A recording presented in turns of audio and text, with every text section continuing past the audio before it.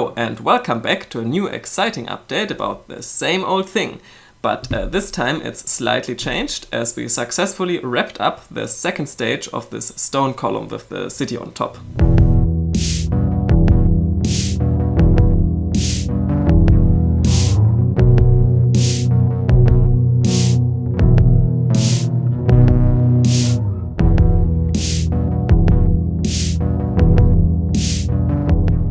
So Maurice and I have finished the wiring of this tiny LED chain, which resembles the working lights of the mining operation, which takes place in the lower section of this column.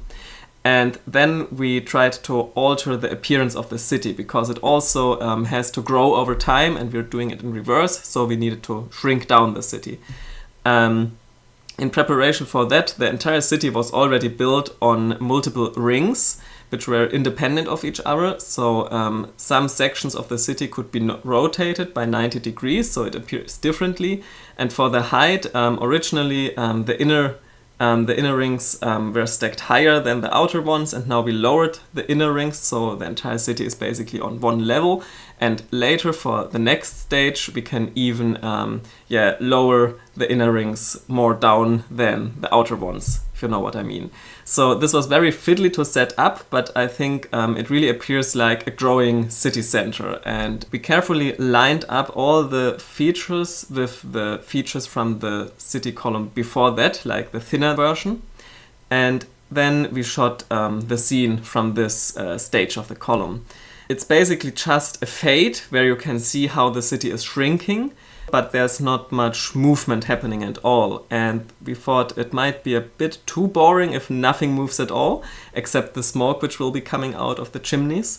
So in the last minute, we added 2 rotatable little cranes. So we actually did a little animation, so you can see some construction work being done with the cranes moving back and forth a tiny bit. And so the entire city is a bit more full of life.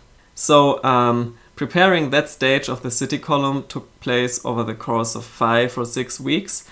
And the shooting was done in a couple of hours, really. And it was very strange to start tearing it down right again after shooting. But it's necessary to build the first and final stage of this column, which will be the thickest version and the first one you're seeing in the movie.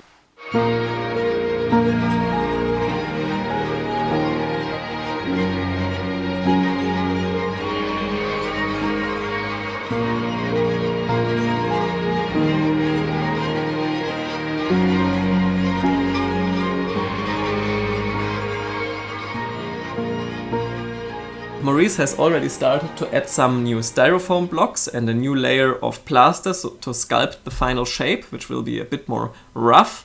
And then we will add all the details again and also build some new details like construction equipment and scaffolding. And because this thickest stage of the column will be the one which is most present in the movie for most of the time, with some close-up shots where you can really see the details.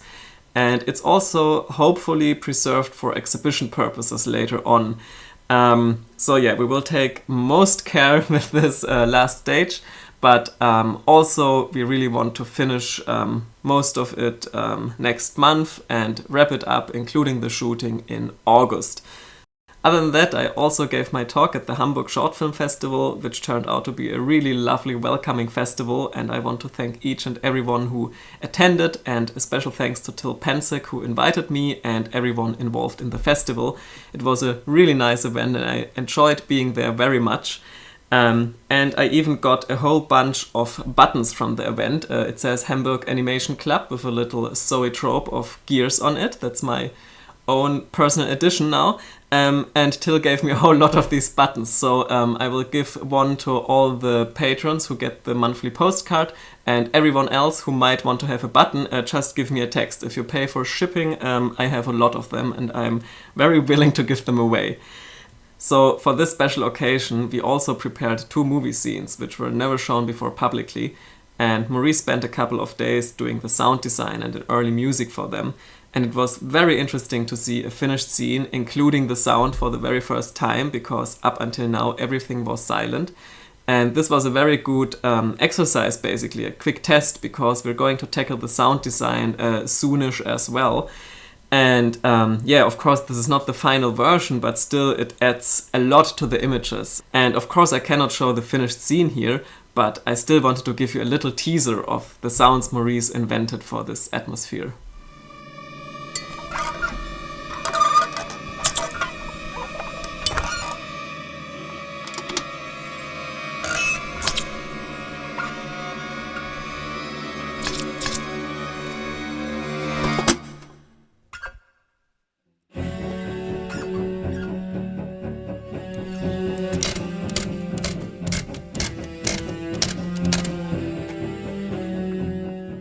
In last month's update video, I have spent a lot of time talking about this electronics PCB I invented to control tiny lights for miniatures and stop-motion applications, and I'm very surprised and happy how well this was received. I got a whole bunch of pre-orders, thanks a lot, and this gave me some motivation to keep going and yeah, spend my evenings on it, and it's coming along well.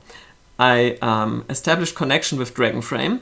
I was very excited when I saw that green checkmark for the first time, and now it's possible to control all the output channels via Dragonframe directly, including real-time playback, which I think is very cool. And yeah, so for stop-motion applications it would be nearly done basically, but there are some more things I want to add. Most of all, I promised that it will be possible to use it without Dragonframe as well, as I think this widens the possible applications a lot. And so this will be my next task. And I'm also working on a new prototype version, because of course there are also some improvements in the hardware which needed to be done. So yeah, it's coming along well, but I also encountered some serious legal problems related to the topic of selling electronics in general. I have looked into it, and sadly it's basically impossible to do, because getting all the seals of approval I would need would cost tens of thousands of euros. So I cannot sell ready-made devices of this, but there is a little loophole we can use, and that's selling kits. So you need to assemble it yourself, and sadly for it to count as a kit it must require soldering. So I will leave out a couple of components which need to be soldered by you. I will make sure that it's big, nice components which are easy to solder, but still that might be a challenge for some of you. So please let me know what you think of it. Is it still a nice product, or are you not interested if you have to solder?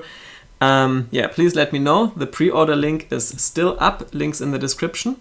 And yeah, I will reach out to everyone interested in beta testing once I have a new batch of PCB boards.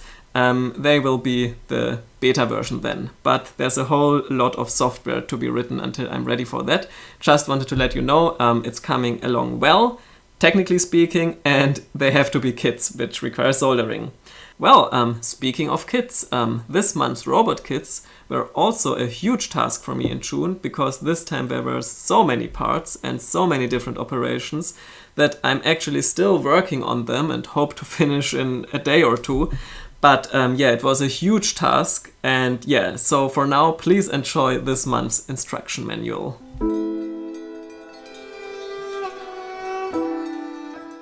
What you're getting this month is the arms of the robot, and yes, both of them, so that's the reason it's so many parts.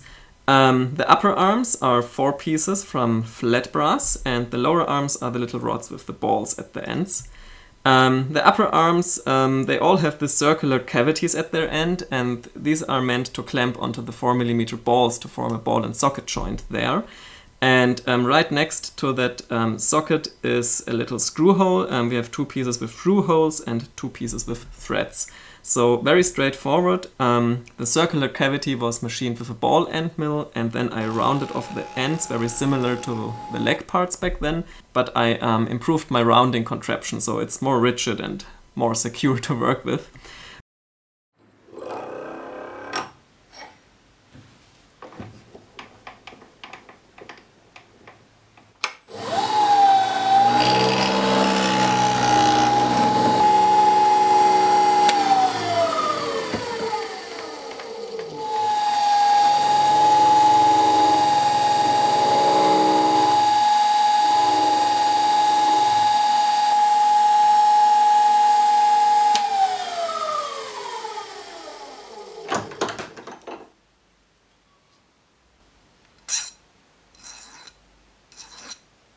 But yeah, that went very well, just a lot of parts. And the lower arms I made very similar to the shoulder bars. So again, I machined the centerpiece on my lathe, including the little brass studs on the ends. And I drilled a little hole inside the studs where I pressed in small steel rods to reinforce the entire thing. And then the pre-drilled balls got soldered onto those ends. Like every time with soldering, it's a lot of work to get the amount of solder right, so that it doesn't overflow over the ball, but still makes a rigid connection. And then there's a lot of polishing to get it into this nice stage again. And even the screws turned out to be a bit special this time again, because I made yet another design mistake. Who would have thought?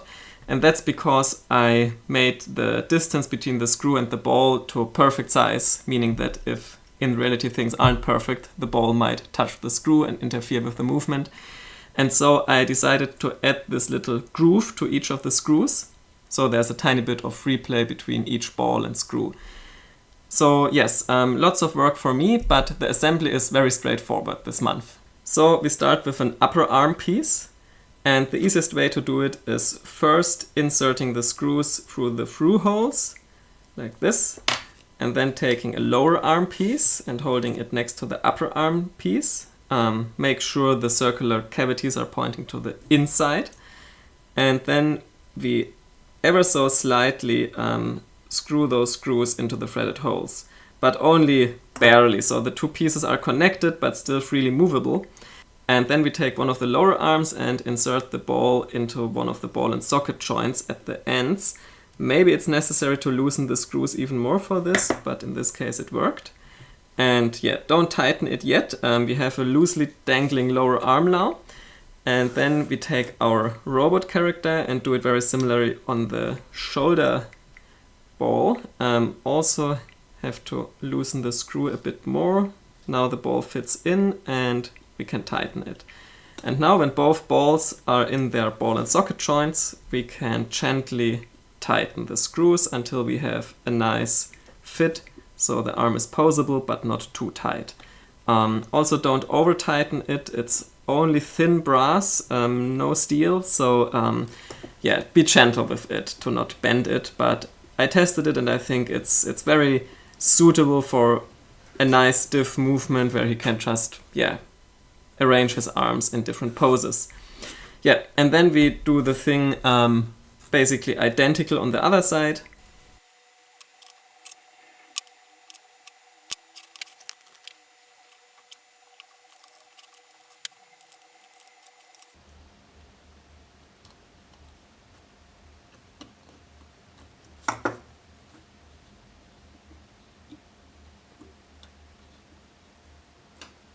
And that way you have a nicely poseable character.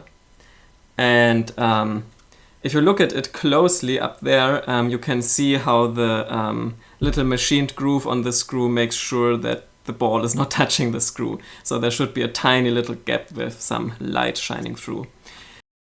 And just like this, you have a character with poseable arms. But you can also use the opportunity to find the limits of movements with this design. Like most stop motion puppets would have at least one double ball and socket joints in the shoulders. So there are more degrees of freedom and he is a bit limited compared to that. But that's how the original robot was built as well. And of course it's always possible to animate around these kind of limitations. So yeah, I hope you have fun with this month's build, and hands will be another story for another month.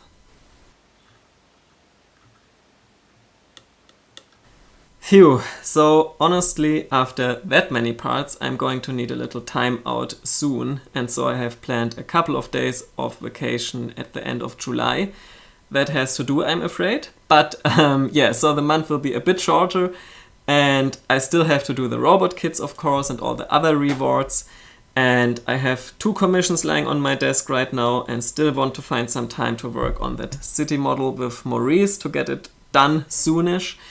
And so I have decided to not do a proper update video next month because it would probably be boring anyways. And so rather, let's get some things done, only make the instruction manual for the robot kits, and if I find the time, there are also other making of videos I would like to put out, so maybe that will happen, but other than that I will be back with a proper video by the end of August again. And yeah, I wish you also can have a little summer break maybe, and yeah, I'll be back, and thanks for your support, and see you soon again. Bye bye.